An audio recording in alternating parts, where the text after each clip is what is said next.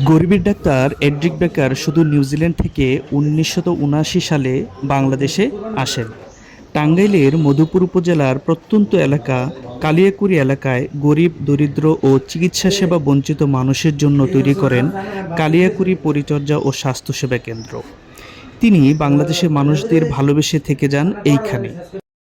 বাংলাদেশের জনপ্রিয় ম্যাগাজিন অনুষ্ঠান ইত্যাদিতে তার উপর নির্মিত একটি প্রতিবেদন প্রচারিত হওয়ার পর বাংলাদেশ সরকার ২০১৪ সালে এই মহান ব্যক্তিত্বকে বাংলাদেশের নাগরিকত্ব প্রদান করেন। ২০১৫ সালে মারা যান বেকার। হাসপাতালের পাশেই তাকে সমাহিত করা হয়।